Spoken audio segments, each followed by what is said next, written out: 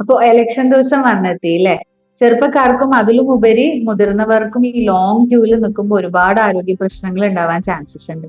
അതിൽ പ്രധാനമായും ഡീഹൈഡ്രേഷൻ അല്ലെങ്കിൽ ഹീറ്റ് സ്ട്രോക്ക്, ഹീറ്റ് എക്സോഷൻ, അതിന്റെ ലക്ഷണങ്ങൾ എന്തൊക്കെയാണ്? അമിതമായിട്ട് വിയർക്കുക, തലവേദന, തലകറക്കം, ഇതെല്ലാം കാണപ്പെടുന്നു. ഷുഗർ ഉള്ള രോഗികൾക്ക് ഷുഗർ കുറയും, BP ഉള്ളവർക്ക് കൂടാനും കുറയാനും ചാൻസസ് ഉണ്ട്. വെരിക്കോസ് വെയിൻ ഉള്ള ആൾക്കാർക്ക് ലോങ് ക്യൂല് നിൽക്കുമ്പോൾ കാൽവേദന വരും.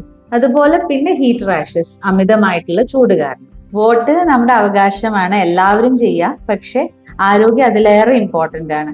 അപ്പൊ നമുക്ക് എന്താ ചെയ്യാൻ പറ്റുക ഇതിനു വേണ്ടിയിട്ട്? പ്രധാനമായും ക്യൂവിൽ നിൽക്കുമ്പോൾ ഒരു ബോട്ടിൽ വെള്ളം എല്ലാവരും കയ്യിൽ കരുത്, അല്ലെങ്കിൽ ക്ഷീണം വരുമ്പോൾ ORS കഴിക്കുക.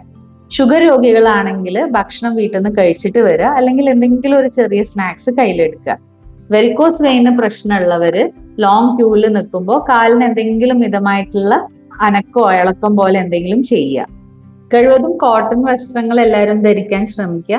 അതുപോലെ ഹാർട്ട് പേഷ്യൻസ്, ഗർഭിണികള്, പ്രായമായിട്ടുള്ള ആൾക്കാർ 11 to 3 മണി വരെയുള്ള ടൈം ഒഴിവാക്കിയിട്ട് രാവിലെയോ വൈകുന്നേരമോ പോയി വോട്ട് ചെയ്യുക. എല്ലാവരും വെള്ളം കയ്യിൽ നിർബന്ധമായിട്ടും കരുതുക. BP, തൈറോയിഡ്, ഹാർട്ട് പേഷ്യൻസ് എല്ലാവരും അവരുടെ മരുന്നുകൾ കഴിച്ചിട്ട് വരിക.